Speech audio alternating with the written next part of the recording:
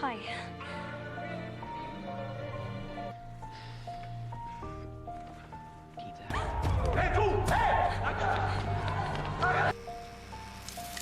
Soy inocente.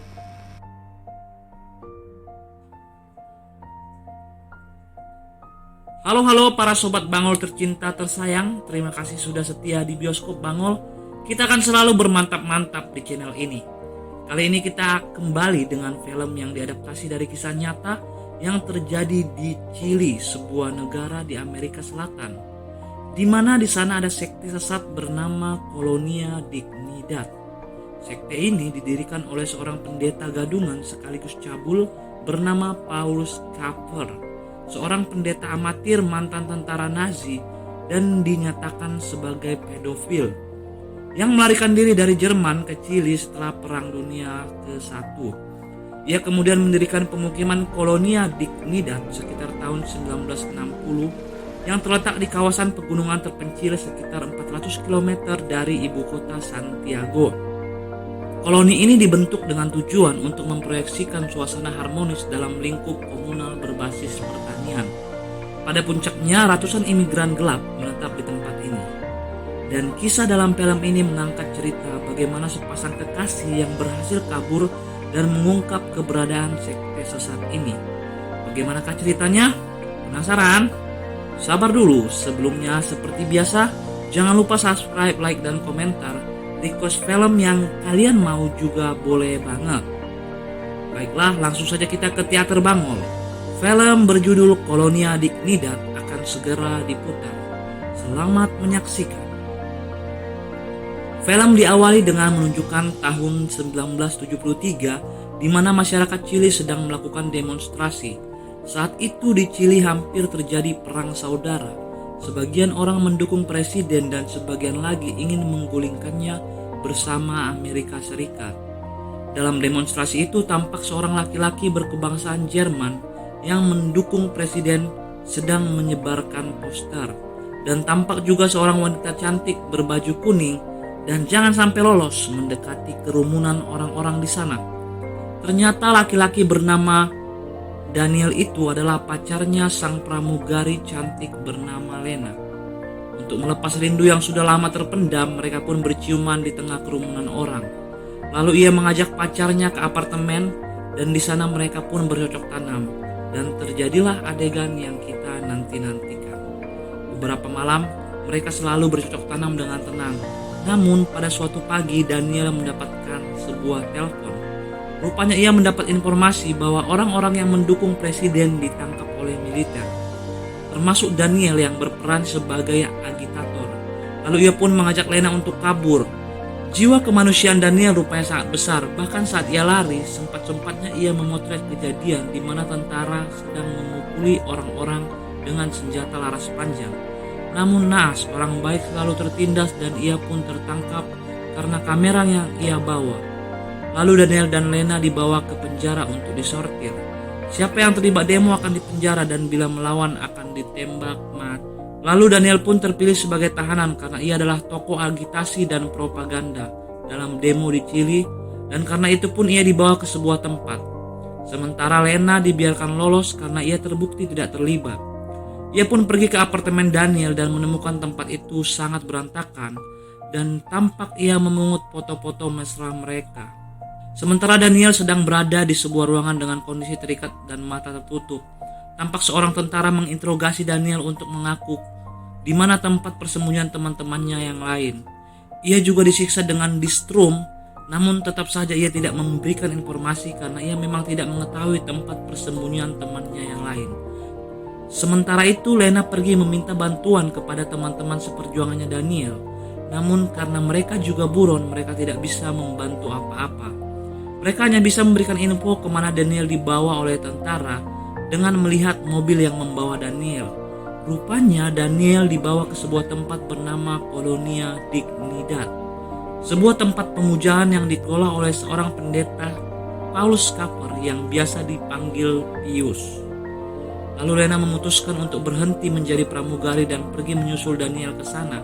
Meskipun ia sudah tahu resikonya, bahwa siapa saja yang masuk ke koloni tidak bisa keluar lagi. Meskipun ia sudah tahu resikonya bahwa yang masuk ke koloni tidak akan pernah bisa keluar. Lalu ia pergi ke sebuah hutan dan di sana ada sebuah tempat yang sekelilingnya dipagari dengan listrik bertegangan tinggi. Setibanya di sana ia disambut oleh seorang biarawati tua. Di sana ia juga melihat mobil yang sama yang membawa Daniel. Dengan alibi untuk mengikuti jalan Tuhan, ia pun diizinkan masuk dan bertemu Pius sang pendeta. Sebelum masuk ruangan, ia melihat seorang anak kecil yang menangis setelah keluar dari ruangan pendeta itu. Dan saat di ruangan pendeta, ia pun ditanyai tujuannya untuk apa ia bergabung ke dalam sekte. Dan di sana ia sempat disuruh buka baju oleh pendeta. Dan si pendeta ini beralibi dengan mengatakan ia mencium aroma-aroma dan bau iblis dari tubuh Lena. Kedatangannya pun sempat dicurigai oleh pendeta Pius, namun setelah mengatakan, "Aku kesini untukmu, aku membutuhkanmu," itulah alasannya. Pendeta Pius pun mengizinkannya untuk bergabung ke dalam sekte, dan Pius mengatakan, "Terimalah berkat Tuhan untukmu." Lalu kepala biara membawa ia berkeliling, dan rupanya di sana pria, wanita, dan anak-anak tinggal secara terpisah. Dan ia pun dibawa ke tempat di mana para wanita tinggal. Saat malam hari, Daniel yang ada di sana dibawa ke dalam sebuah terowongan. Sementara Lena sedang berkenalan dengan sesama wanita, dan ia disambut cukup baik dengan beberapa wanita di sana.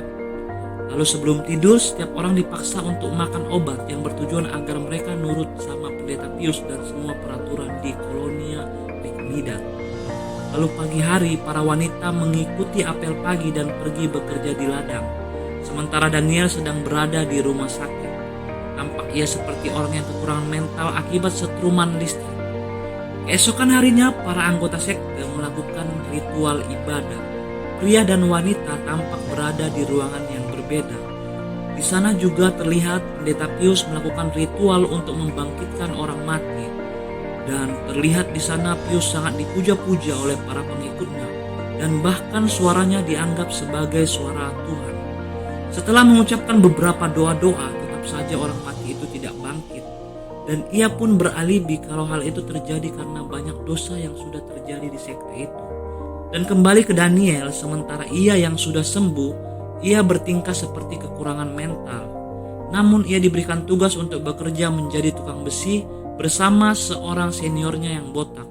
Dan ternyata mental dan jiwanya baik-baik saja. Rupanya ia hanya ingin berpura-pura menjadi orang yang kekurangan mental agar ia bisa merencanakan kabur dari Kolonia Dignidad. Sementara Lena, ia harus pura-pura bekerja keras di ladang agar ia dapat menemukan Daniel. Namun secara tidak sengaja ia membocorkan rahasia temannya bernama Doro. Ia mengatakan bahwa temannya akan menikah secara diam-diam dengan pria di tempat itu bernama Dieter. Lalu kembali ke Daniel, tampak ia sedang mencari petunjuk di tempat ia bekerja untuk kabur dari tempat itu. Dan ia pun menemukan kunci di sebuah gudang tertutup. Dan ternyata di sana ia menemukan foto-foto dan sebuah kamera. Namun, belum sempat ia melakukan apa-apa, si botak bosnya datang. Untungnya ia jago berakting dan beralibi mau kencing. Lalu kemudian malam harinya Doro, temannya si Lena, dipanggil dan disidang di aula karena informasi yang Lena berikan. Saat Doro dibawa kepala biara, diam-diam Lena pun ikut dan ngintil. Ia melihat Doro dibawa ke aula para pria. Ia mengintip dari balik jendela dan ternyata di sana ada Doro dan Dieter, di mana mereka dianggap sebagai malapetaka karena mereka telah diam-diam berhubungan dan bahkan mau menikah. Lalu betapa sadisnya pendeta Pius, ia memaksa Dieter untuk menampar Doro dan bahkan ia mempersilahkan semua pria di sana untuk menamparnya. Untungnya saat itu Lena yang mengintip dari jendela ketahuan, sehingga orang-orang di sana fokus mencarinya. Dengan sigap Lena berlari ke kamar sehingga ia pun akhirnya tidak ketahuan. Namun pendeta Pius sangat marah, ia pun mengunjungi kamar para wanita untuk mencari si penguntit. Namun karena ia tidak menemukannya, ia pun memukuli kepala biara hingga terluka. Keesokan harinya Lena diam-diam mengunjungi wanita perawat rumah sakit bernama Ursel untuk menanyai bagaimanakah kabar Doro, dan ia juga bertanya tentang kejadian semalam. Dan rupanya Doro dibawa ke pertemuan para pria karena ia melanggar peraturan di Kolonia. Di tempat pandai besi, Daniel diam-diam mencuri senter. Sementara Lena yang bekerja di ladang, saat jam makan siang ia diam-diam sembunyi dan ia pergi ke sungai dan ia pun mandi di sana. Pemandangan sungai yang sangat indah ditambah dengan adegan Lena membuka baju sangat memanjakan mata kita. Rupanya Lena sengaja melakukan kesalahan agar ia dihukum seperti Doro di pertemuan para pria. Hal itu ia lakukan agar ia bisa melihat keberadaan Daniel. Namun sayangnya malam itu Daniel tidak ikut ke pertemuan para pria, sementara Lena sudah dihukum karena kesalahannya tadi. Dan Daniel ternyata bersembunyi di dalam gudang. Di aula, Lena pun dihukum dan ditampar oleh pendeta Pius.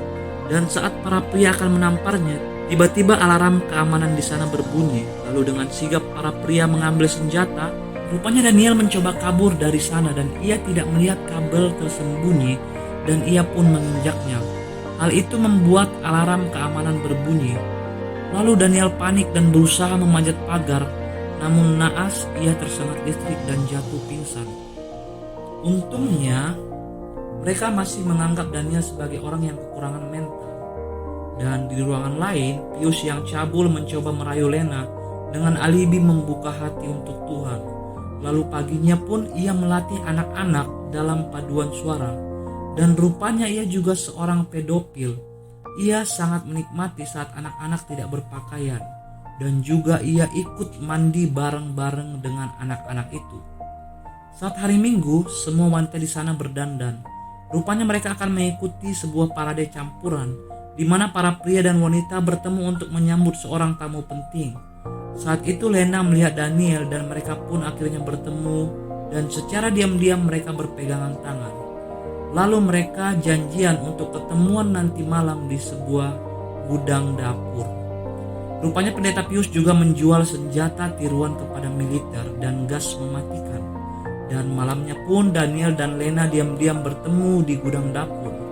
Dan mereka pun berpelukan untuk melepas rindu.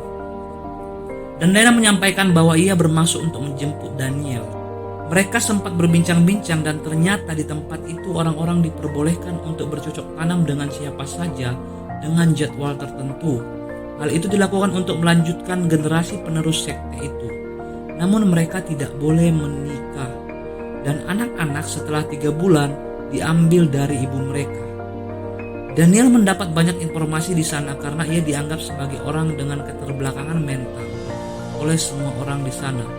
Dan di gudang dapur Daniel itu menemukan sebuah terowongan yang ia ingat ia pernah dibawa masuk ke sana untuk disiksa. Saat ia masuk ke terowongan, tiba-tiba kepala biara datang dan Lena pun meninggalkan Daniel di sana. Dan pagi harinya Lena dipanggil untuk menemui Pius.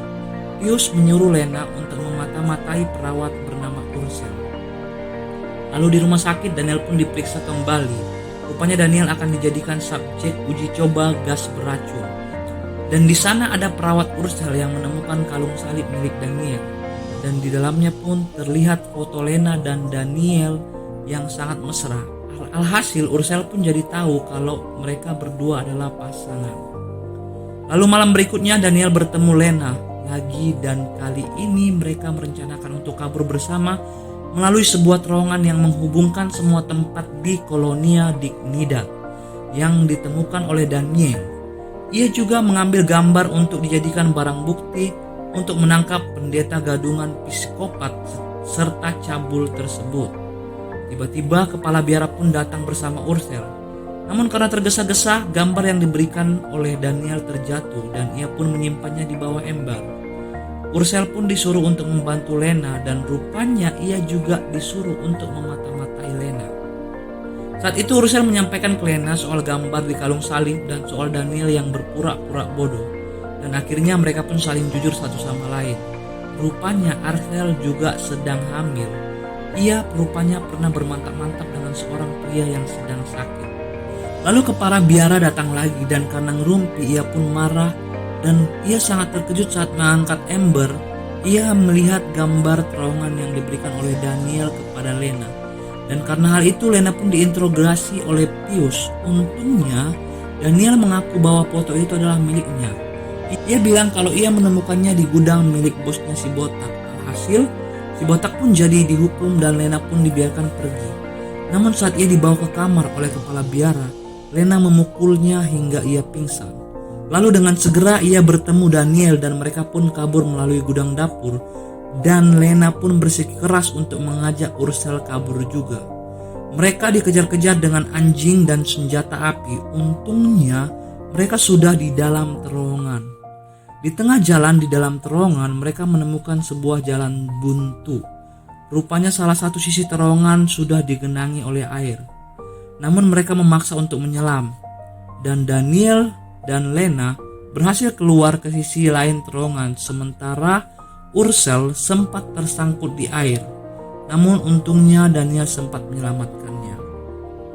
Lalu setibanya di luar, mereka sangat senang karena sudah bisa lolos dari Kolonia Dignidad. Namun karena terlalu senang, Arcel tidak sengaja menginjak jebakan dan ia pun tewas di tempat. Dengan penuh kesedihan mereka meninggalkan jasad Ursel. Di tengah jalan mereka pun bertemu sebuah truk dan sampailah mereka di kedutaan Jerman untuk Chili. Mereka pun menunjukkan bukti-bukti kejahatan pendeta gadungan Pius dan mereka pun diberikan paspor dan tiket untuk pergi ke Jerman. Duta besar pun mengantarkan mereka ke bandara. Namun saat di bandara ternyata sang duta besar bersekongkol dengan pendeta Pius untuk menangkap mereka kembali. Mereka pun lari ke pesawat dengan menggunakan truk pengangkut barang, namun pendeta Pius dan kroni-kroninya tetap mengejar mereka. Untungnya mereka sampai di pesawat dan tidak tertangkap oleh pendeta Pius dan kroni-kroninya. Namun karena Pius punya orang dalam, penerbangan pesawat pun dibatalkan. Sementara Pius dan banyak tentara menunggu mereka di bawah. Untungnya Lena juga punya orang dalam, karena Lena seorang pramugari. Rupanya pilot pesawat mereka adalah temannya Lena. Ia meyakinkan pilot itu untuk tetap terbang dan akhirnya mereka pun tetap terbang. Ia meyakinkan pilot itu untuk tetap terbang dan akhirnya mereka pun tetap terbang ke Jerman. Tamat. Dan ending pun ditutup dengan narasi kisah nyata dari cerita ini, di mana aslinya di Kolonia Dignidad ratusan orang sudah dibunuh dan dikubur di sana. Dan dalam 40 tahun hanya 5 orang yang berhasil kabur, termasuk Lena dan Daniel. Paul Schaeffer atau Pius tidak pernah diadili sampai berakhirnya rezim Pinochet, sang jenderal yang kita lihat di film tadi. Pada akhirnya si pendeta gadungan pedofil psikopat itu ditangkap di Argentina pada tahun 2004. Ia pun dihukum 33 tahun penjara atas ribuan pelecehan seksual terhadap anak dan kejahatan lainnya. Dan ia meninggal di penjara pada tahun 2010. Dan begitulah akhir kisah cerita ini.